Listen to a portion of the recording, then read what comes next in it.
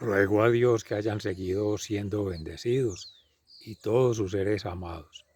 Todos seres amados, congregados hoy 18 de enero del año 2024, en gracia de Dios, aconteciendo en la meditación de la palabra de Dios con la Fundación Amayá. Reciban un amoroso saludo fraterno de su siervo, amigo y hermano en Campus. Vereda La Estrella, municipio de Jericó, provincia del Cartama, territorio Aviala, Laudato Si, y nos vamos todos para Galilea a montarnos en la barca con Jesús, la iglesia, en ese ecumenismo, en ese universalismo, en ese maravilloso encuentro católico, apostólico y romano, para meditar en la palabra de Dios hoy. En el libro de Samuel, Saúl quiere asesinar a David por celos, porque la multitud proclamaba: Saúl mató a 1000 y David a 10.000. Pues porque no era mayor la cantidad en Saúl, le daban celos, envidia, ira mala. Y nos vamos al Salmo 56. En Dios confío y no temo.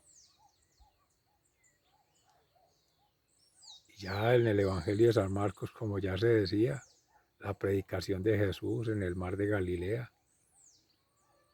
Le reconocen los espíritus inmundos. Creen en Dios, pero no le creen a Dios. Y menos van a querer crear con Dios. Pero nosotros sí, seres amados. Creer en Dios, creerle a Dios y crear con Dios.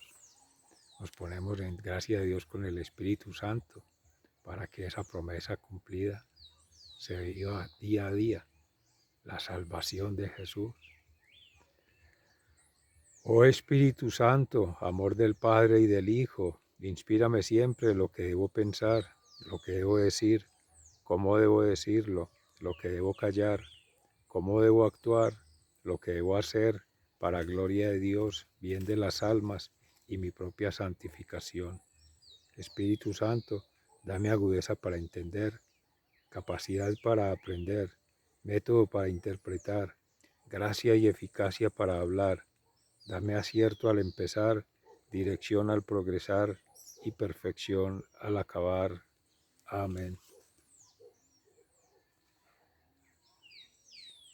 En el capítulo 18 y 19 del primer libro de Samuel, Jonatán y David se juran amistad. Después que David terminó de hablar con Saúl, Jonatán se hizo muy amigo de David y llegó a quererlo mucho a sí mismo. Saúl, por su parte, aquel mismo día le tomó a su servicio y no lo dejó volver a casa de su padre. Y Jonatán y David se juraron eterna amistad, porque Jonatán quería a David como a sí mismo. Además, Jonatán se quitó la capa y la túnica que llevaba puesta y se la dio a David, junto con su espada, el arco y su cinturón. Tanta capacidad demostró David para cumplir con todo lo que Saúl le ordenaba hacer, que Saúl lo puso al mando de hombres de guerra. Esto agradó a todo el ejército y a los oficiales de Saúl. Saúl envidia la popularidad de David. Sin embargo, cuando las tropas regresaron, después que David mató al filisteo, de todas las ciudades de Israel salieron mujeres a recibir al rey Saúl, cantando y bailando alegremente con panderos y platillos. Y mientras cantaban y bailaban, las mujeres repetían: 1000 hombres mató Saúl y 10.000 mató David. Esto le molestó mucho a Saúl y muy enojado dijo: A David le atribuyen la muerte de 10.000 hombres y a mí únicamente la de 1.000. Ya solo falta que lo hagan rey. A partir de entonces Saúl miraba a David con recelo.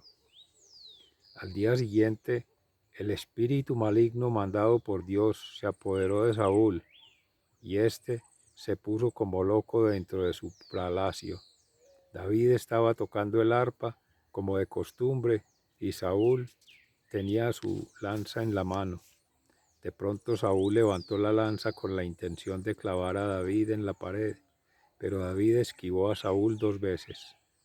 Saúl tenía miedo de David, porque el Señor ayudaba a David, pero ya no lo ayudaba a él. Por eso lo retiró de su lado y lo nombró comandante de un batallón, al frente del cual salía a campaña y volvía. Como el Señor lo ayudaba, David tenía éxito en todo lo que hacía.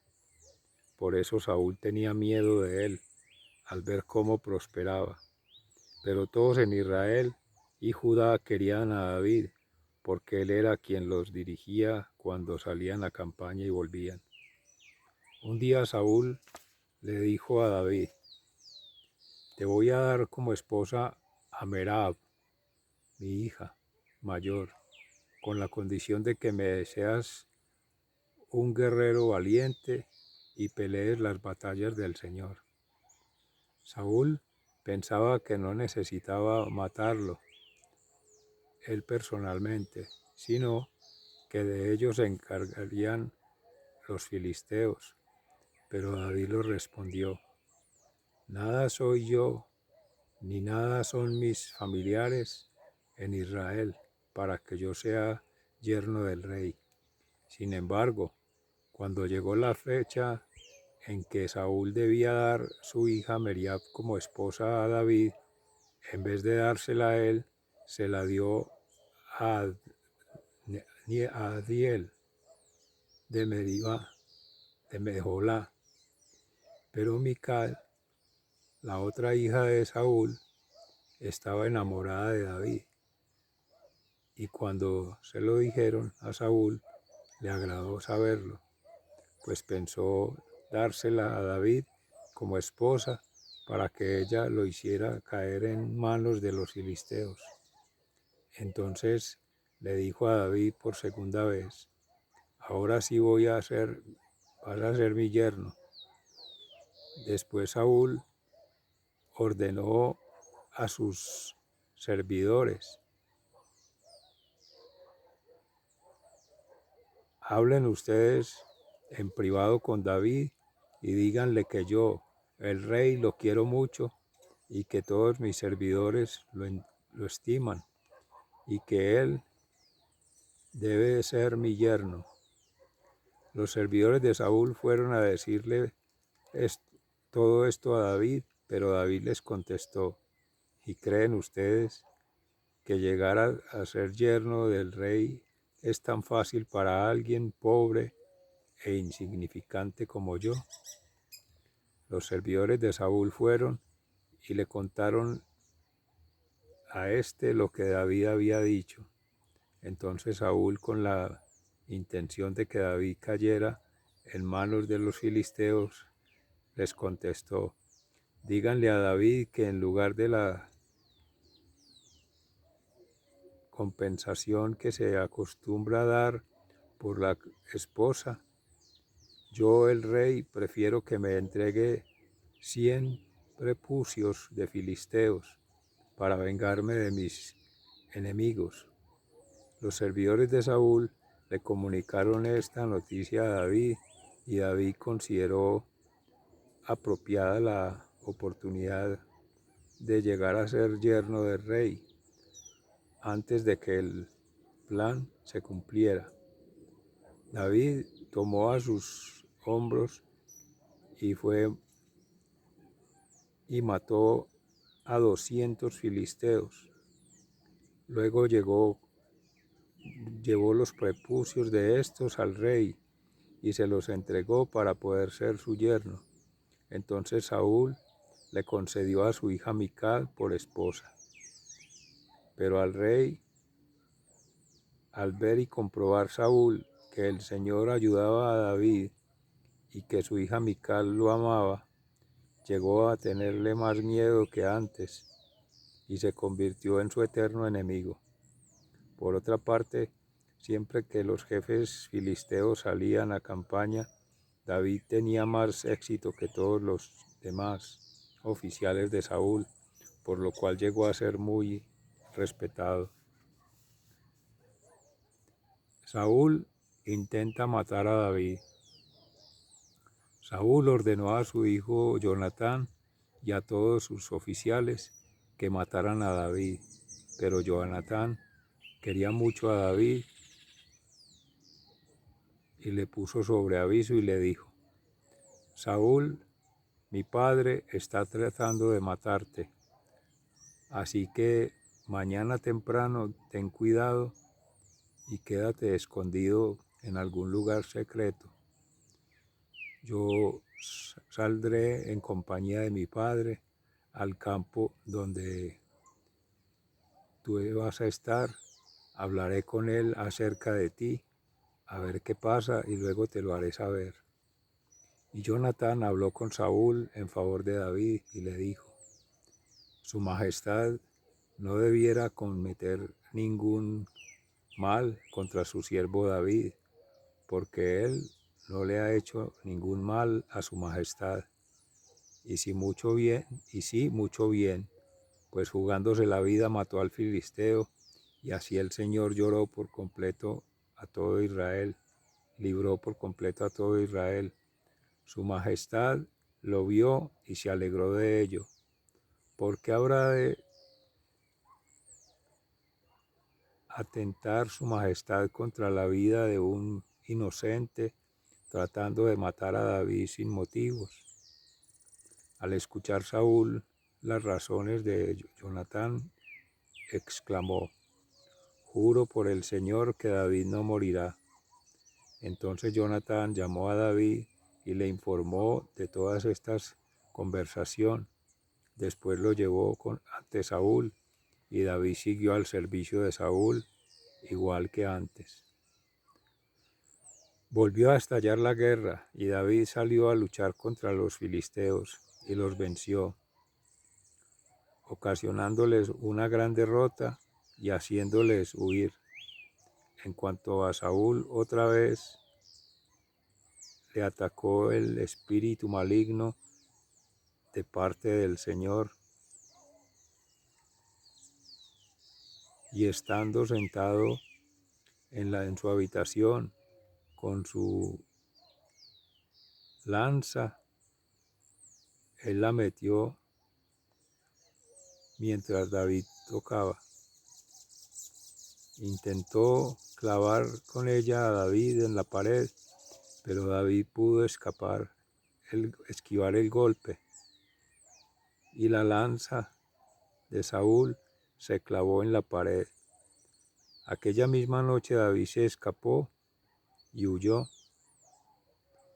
Inmediatamente Saúl dio órdenes a sus hombres de que fueran a casa de David para que lo vigilaran y lo mataran a la mañana siguiente. Pero Mical, la mujer de David, lo puso sobre aviso, diciéndole: Si no te pones a salvo esta noche, mañana serás hombre muerto. Enseguida Mical descolgó a David por una ventana, y David pudo escapar. Luego Mical tomó un ídolo y lo metió en la cama. Le puso en la cabecera un tejido de pelo de cabra y lo tapó con una sábana. Y cuando Saúl ordenó a sus hombres que apresaran a David, Mical les dijo que estaba enfermo. Pero Saúl volvió a mandar a sus hombres en busca de David y les dio esta orden: Aunque está en la cama, sáquenlo de allí y tráiganmelo para que lo mate. Los hombres de Saúl entraron en casa de David, pero en la cama encontraron solamente el ídolo con el tejido de pelo de cabra en la cabecera. Entonces Saúl dijo a Mical: ¿Por qué me has engañado de este modo, dejando que escape mi enemigo? Mical le respondió: porque él juró que me mataría si no lo dejaba escapar.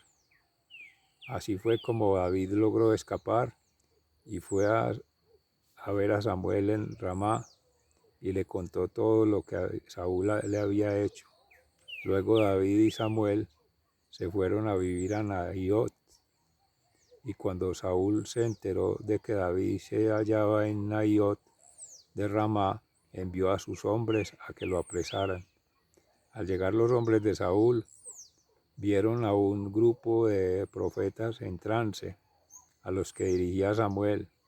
De pronto el Espíritu de Dios se apoderó de los hombres de Saúl y también ellos cayeron en trance profético. Cuando Saúl lo supo, mandó a otros hombres, pero también ellos cayeron en trance profético. Por tercera vez mandó Saúl a unos hombres y también a ellos les ocurrió lo mismo. Entonces Saúl fue personalmente a Ramá, y cuando llegó al gran depósito de agua que hay en Secú, preguntó por Samuel y David. No faltó quien le dijera que estaban en Naiot de Ramá, y Saúl se dirigió allá. Pero el Espíritu de Dios también se apoderó de él, y Saúl cayó en trance profético. Y así siguió su camino hasta llegar a Naiot de Ramá. Además se quitó la ropa, y así desnudo permaneció en trance delante de Samuel todo el día y toda la noche.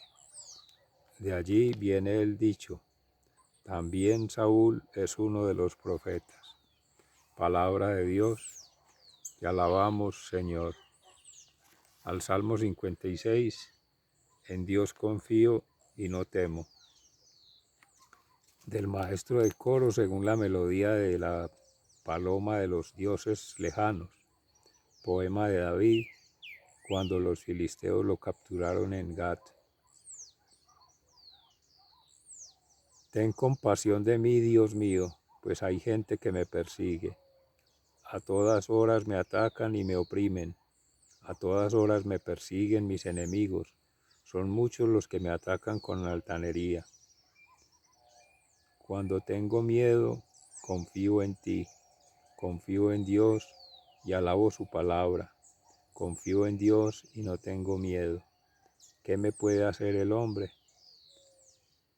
En Dios confío y no temo. A todas horas me hieres con palabras. Solo piensan en hacerme daño. Andan escondiéndose aquí y allá, siguiéndome los pasos, esperando el momento de matarme. ¿Acaso escaparán de su propia maldad? Oh Dios, humilla a los pueblos con tu enojo. Tú llevas la cuenta de mis huidas. Tú recoges cada una de mis lágrimas. ¿Acaso no las tienes anotadas en tu libro? Mis enemigos se pondrán en retirada cuando yo te pida ayuda. Yo sé muy bien que Dios está de mi parte. En Dios confío y no temo. Confío en Dios y alabo su palabra. Confío en el Señor y alabo su palabra. Confío en Dios y no tengo miedo. ¿Qué me puede hacer el hombre? Las promesas que te hice, oh Dios, te las cumpliré con alabanzas, porque me has salvado de la muerte, porque me has librado de caer, a fin de que yo ande en la luz de la vida, en la presencia de Dios. En Dios confío y no temo. Palabra de Dios, te alabamos, Señor. En el Santo Evangelio según San Marcos, capítulo 3, versículos 7 y siguientes. Mucha gente a la orilla del lago.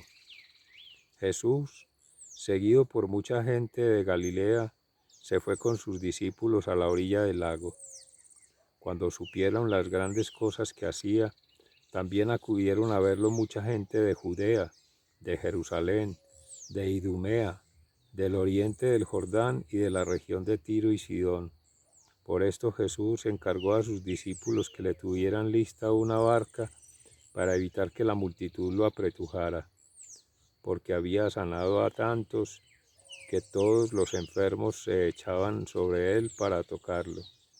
Y cuando los espíritus impuros lo veían, se ponían de rodillas delante de él y gritaban: Tú eres el Hijo de Dios.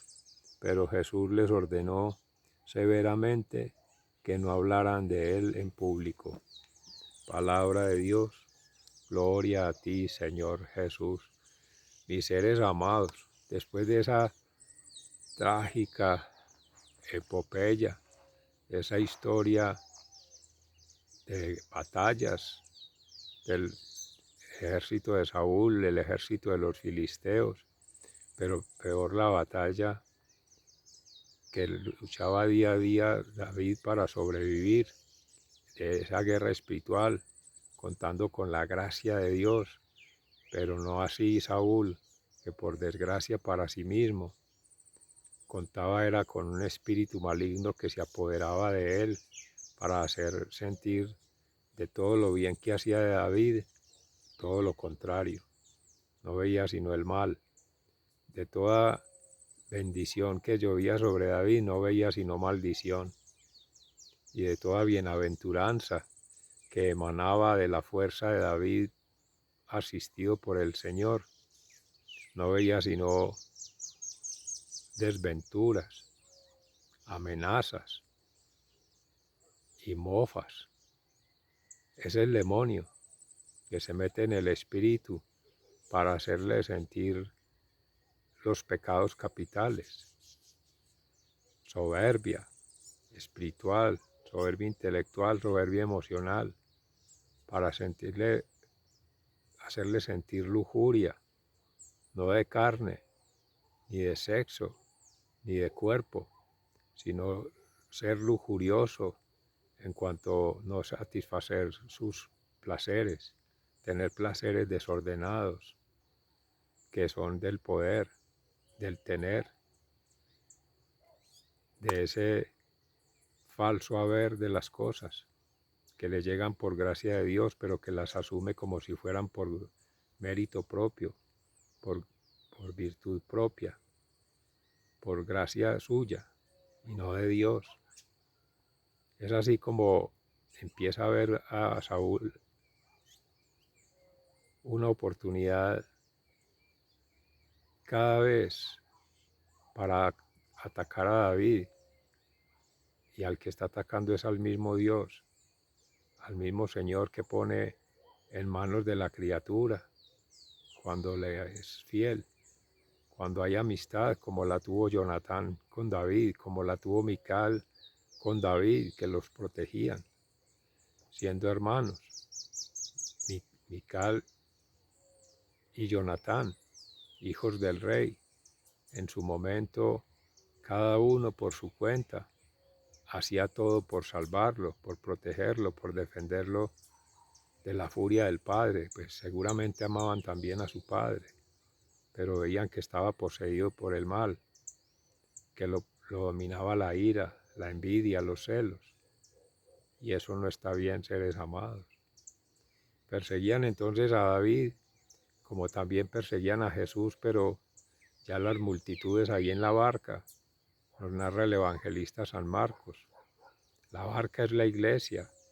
Jesús se hace al frente de todos. Llegan de todas partes, de Transjordania, de Tiro, de Sidón, de todas las regiones del mundo. Están contempladas allí, todos los 5 continentes. En su momento se hablaban de 3, de Asia, África y Europa. Pero también han de estar Oceanía y había ya la América, hoy día.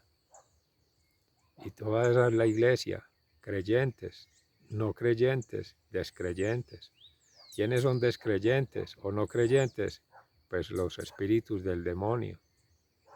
El mismo demonio que se mete en el corazón de los seres para desviarlos de sus sanas intenciones, de sus rectas actitudes, de sus justas pretensiones, y hacerlos sentir enemigos a todos, ver en cada quien otro su enemigo, y ver enemigo a Dios de los planes, de los proyectos de vida, de las propuestas de prosperidad, de bendición, de santidad, pero es todo lo contrario.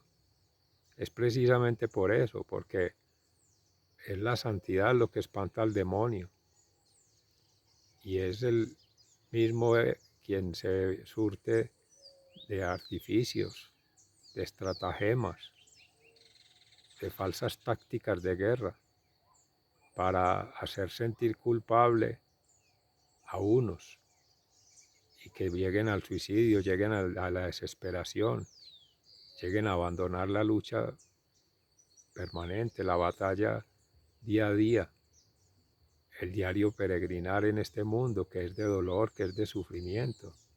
Ahí están representadas estas batallas, pero que es también otra forma de hacerle creer en el ego, de que es por méritos que vence pequeñas luchas, pequeñas batallas, pequeñas faenas, de que es por los recursos económicos, de que es por el poder político, de que es por las indulgencias religiosas, como se decía de los fariseos, según se cuenta en las filactelias, según se cuenta en la Torá, en los preceptos, el ir cumpliendo mandatos, mandamientos, en un formalismo, en un legalismo, en un estructuralismo, eso de un lado. Y esos no eran los que creían en Dios, ni le creían a Dios, ni menos que eran en Dios, ni los fariseos, ni los saduceos, ni los herodianos, como se meditaban la palabra de Dios ayer, tampoco los mismos demonios, los espíritus que poseían a las personas, a los enfermos, que curaba a Jesús, pero sí le seguían a Jesús multitudes, tanto los que eran sanados, los que eran redimidos, como los que eran liberados de espíritus, como los que oían, migrantes de otros territorios, de otras naciones, de otros pueblos, que venían a buscar a este rey David, hijo de David, al rey de reyes, hijo de David, al Mesías, al Cristo que para nosotros es Cristo resucitado y resucitador después de Cristo. Pero en su momento Jesús guardaba ese secreto mesiánico.